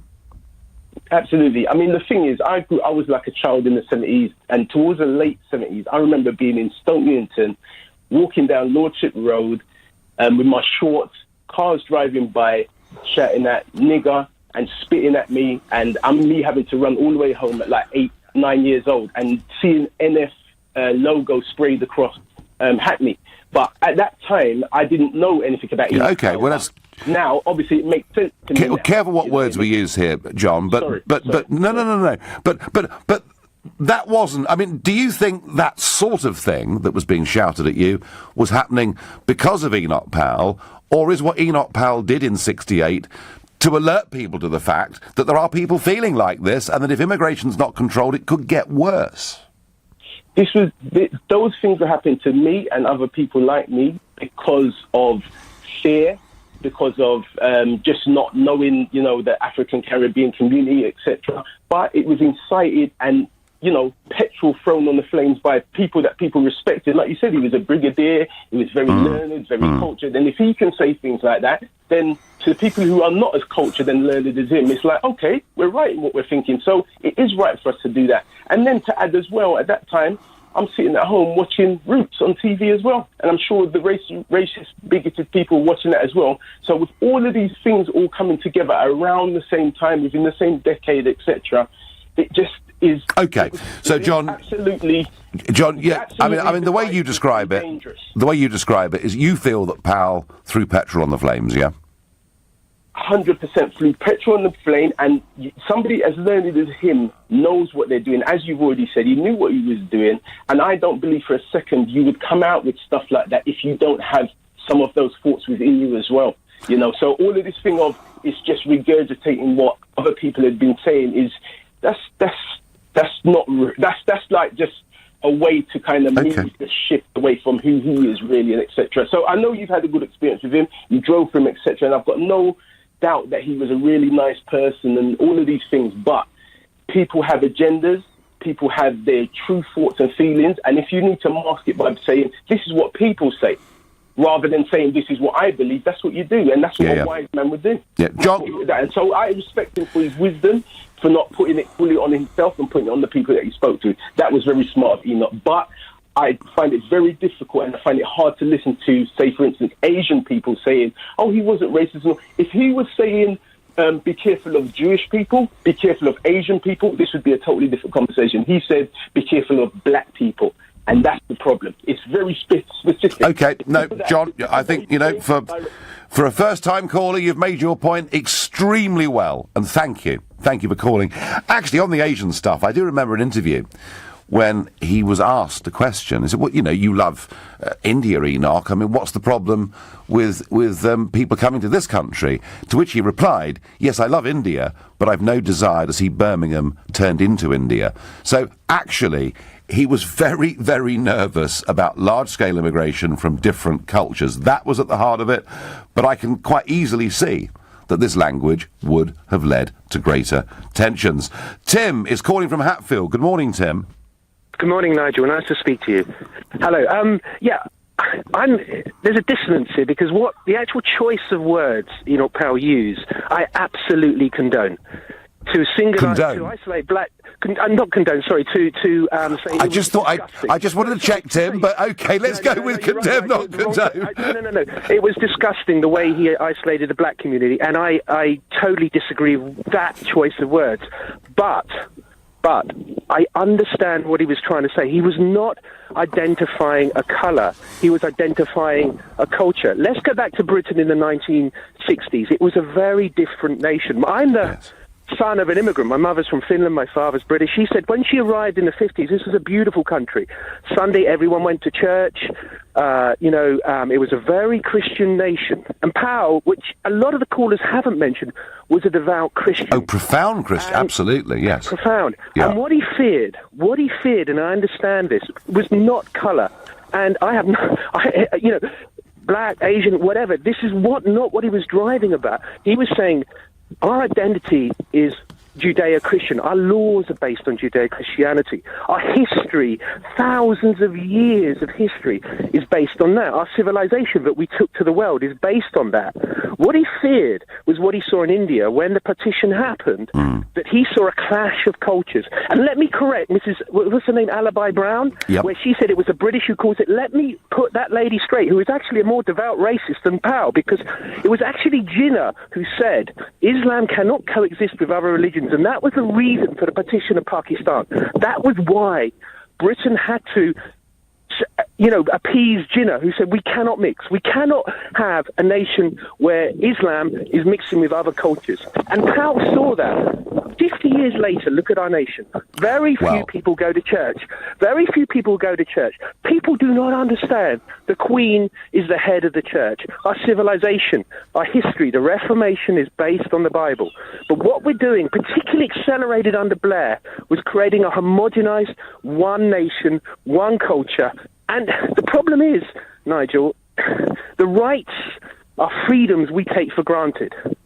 But if you go to an Islamic country, you go to, say, India, where there's a terrible caste system, we just accept this as normal, but it is based on a Judeo-Christian principle. No, and Tim, there are parts of our cities. There are parts of our cities today that are separated off, not integrated with the rest of the community that live in that city, and I've seen streets in places in the north of England where English is not spoken, and these are the kind of divisions and tensions that exist between the white working class and migrant groups. They're the kinds of things that Powell was talking and warning about, but he did it in such a way that it made it very difficult for anybody else to have a proper conversation about it. I'd love to phone you, Nigel, but I'm in a Land Rover looking at tigers in a safari park. Powell was the greatest Prime Minister we never had. I keep hearing he was a clever man. Well, he must have been a very clever man with no common sense. Apart from delivering a nonsensical, inflammatory speech, he was completely wrong. And the common sense point, Les, is a good one. I think what this speech showed was bad judgment. Because why would somebody who was trying to become the Prime Minister give a speech that led to him being cast out of the political establishment? He was brilliant in many ways, and a deep Christian, as Tim just said. In fact, that particular day that I'd driven him back from Newbury, I asked him, what are you working on at the moment? And he said, I'm rewriting the New Testament. Only from Powell. You're listening to the Sunday edition of the Nigel Farage Show, exclusively on LBC. It's 11:45. Coming up at 12 on LBC, Ian Payne. New recommendations to the police suggest they shouldn't always believe the victims of alleged crime, particularly sexual offences. That's a great idea. Or is it? Ian Payne on LBC.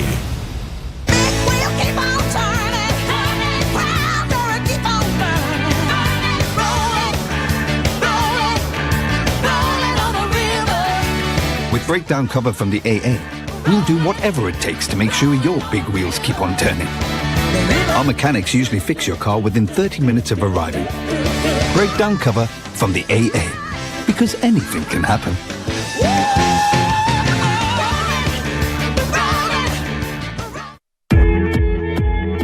Want to progress more in your career or run your own business?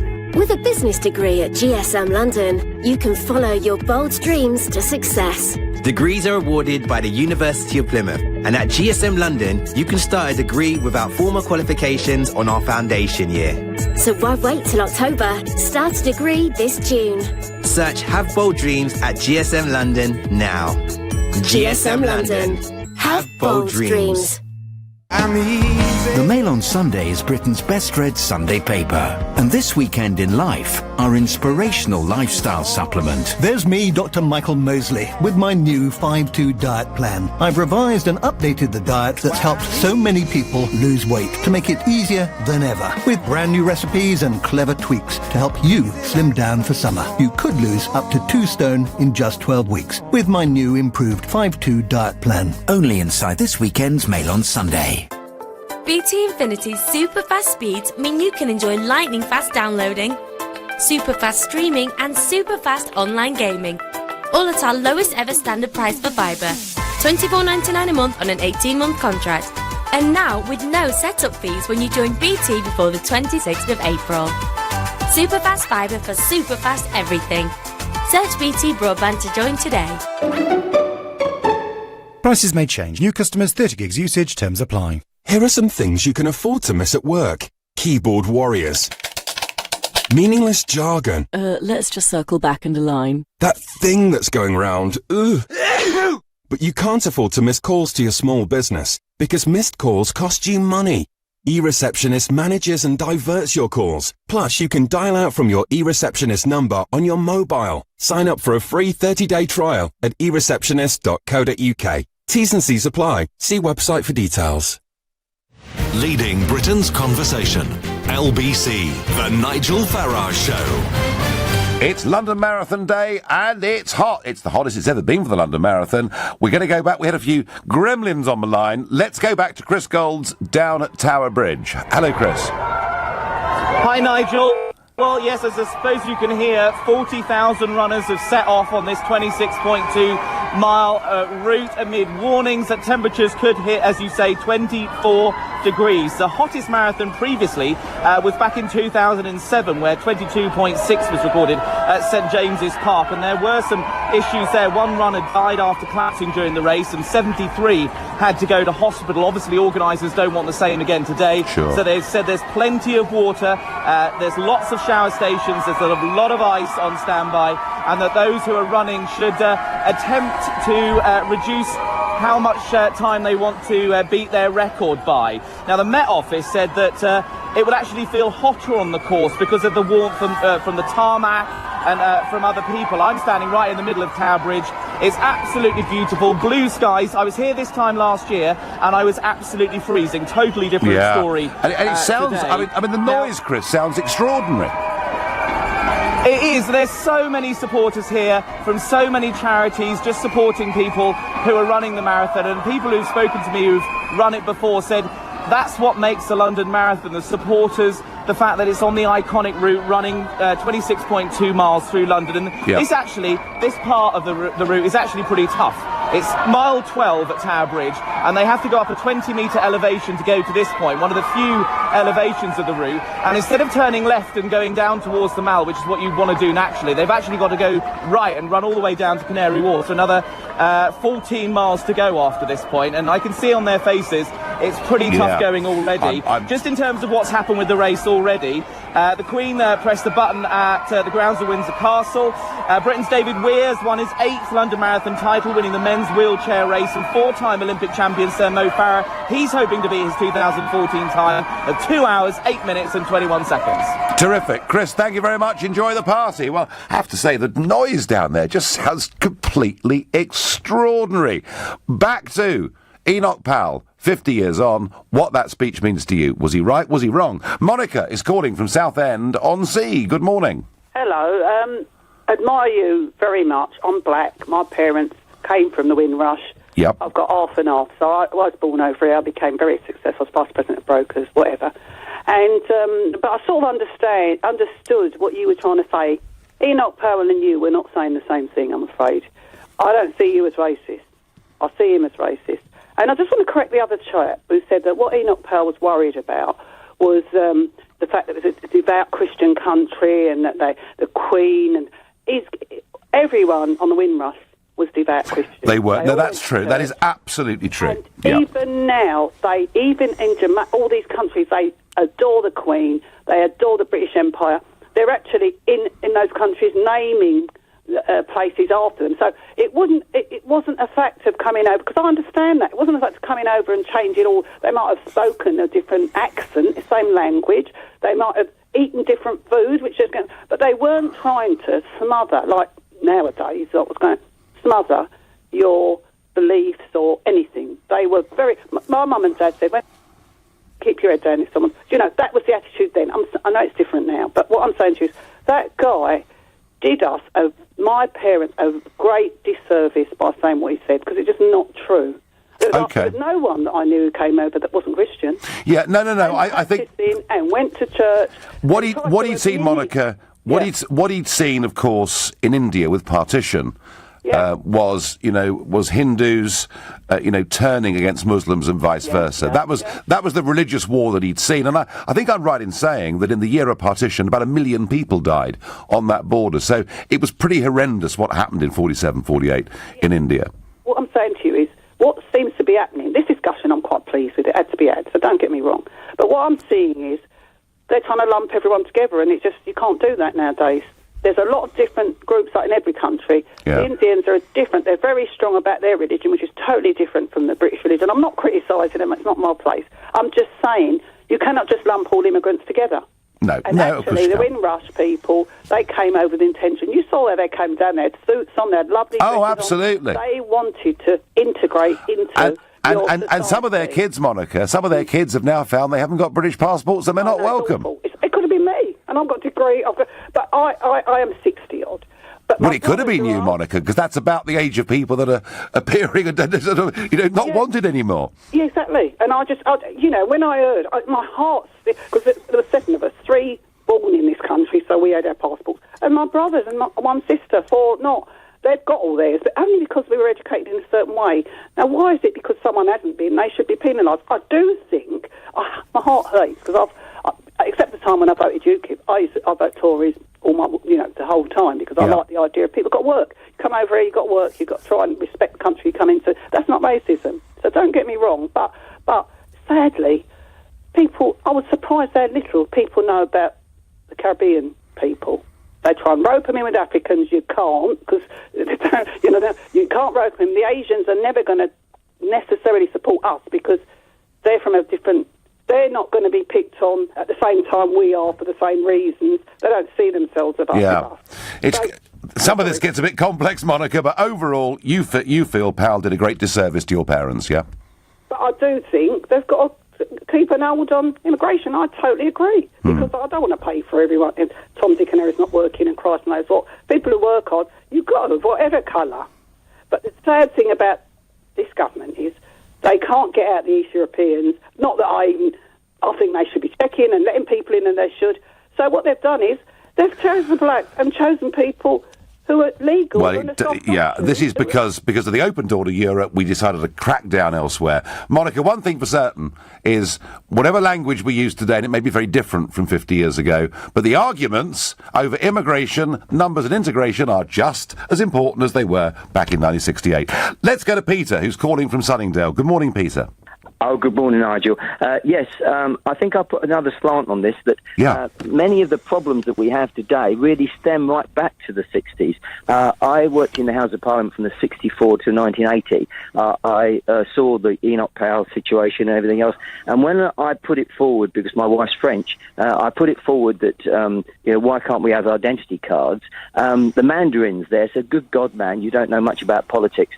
No British government will ever vote for identity cards. And I said, well, why not? And he said, well, numbers, dear boy, numbers. Nobody in the government or even in the sort of parliamentary side want to know exactly how many people in the country. And, of course, if you've got identity cards, you would and that would have avoided all these problems with the Windrush situation, because they'd have all had identity cards and would have all been able to have a peaceful... that's the first person I've heard this week make that point. I've actually, Peter, not been in favour of ID cards, because I don't like the concept of sort of being stopped in Bromley High Street and asked to produce my papers. But, yes, Windrush would have been completely avoided with identity cards. You are right about that. When you worked in the House of, in the Houses of Parliament, I mean, what sort of a figure was Powell? Very highly rated. I mean, we talked about Teethy Heathy, who got rid of him, but that was a very bad thing. I think, unfortunately, there was a lot of misnomers at that time. A very fragile situation with people because of the immigration situation. People got inflated in all sorts of directions, and you could have left or right. It didn't matter. Everybody was against the situation. The moment that it was an explosion waiting to happen, if you know what I mean, and unfortunately, Enoch pressed the button and off it went. And perhaps we're not able now to, we're starting to talk more about it because of people like yourself who are able to sort of talk about it. But I think one of the things I would say is that you've said for many years that up until the sort of 90s we had approximately 30,000. That's right. 30,000 people a year went to 300,000 a year, Peter. Yeah. Now, that should be emphasised every time anybody talks. They must emphasise that, because unfortunately people seem to forget that they talk about we've had immigration for many years, which we have, but we haven't had them at this volume. No, and when Powell spoke, the number had gone up to 50,000 and looked like increasing. And in fact, it was Mrs. Thatcher who brought some very strict immigration rules in that brought the numbers right back down in the 70s. But listen, thank you, Peter. I've got time for one last call. First time caller to the show, Francesca from Holland Park. Good morning. Good morning there. Hi. Just a small point. When I was at university 10 years ago, they said I needed to translate Thucydides' The Peloponnesian War, and which was between Athens and Sparta. But obviously all speaking Greek. And I couldn't translate the Greek very well, so the teacher said, go and look at Enoch Powell's notes on the Peloponnesian War. And of course, he was a genius. And the way he dissects language, and everyone's talked today about how violent his language was. Greek is a very visual language, and that's how the Greeks spoke of their ideas, in images. And that's a very, very interesting point, Francesca. Very interesting point. And he was, and Francesca, we're out of time, I'm sorry, thank you, but a very interesting point you make. And he was, intelligence-wise, he said on the Parkinson show, he said he'd never met his intellectual equal. So he was an extraordinary figure, but it was a very divisive speech, and it did, I think, do a lot of damage. The words were not the right ones. You've been listening to the Nigel Farage Show here on LBC. I'm back tomorrow night at 7. At 3 this afternoon, it's Andrew Castle.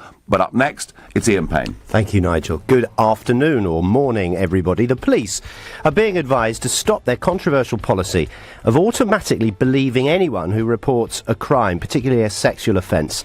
Official guidance currently suggests they should automatically assume that alleged victims are telling the truth. But now the idea could be overturned, even though the police are being told to still listen to the victim and take them seriously. This, of course, follows a series of flawed inquiries based on false allegations, such as those involving Sir Cliff Richard, DJ Paul Gambaccini, ex-Army Chief Lord Bramall, and various politicians. So that's all good then. Or is it? I have to admit, I don't see why they even need a policy. Surely each individual case should be taken on its merits. Don't we just have to trust the police? On FM, online, on your mobile, and on digital radio. Leading Britain's conversation. This is LBC. From Global's newsroom at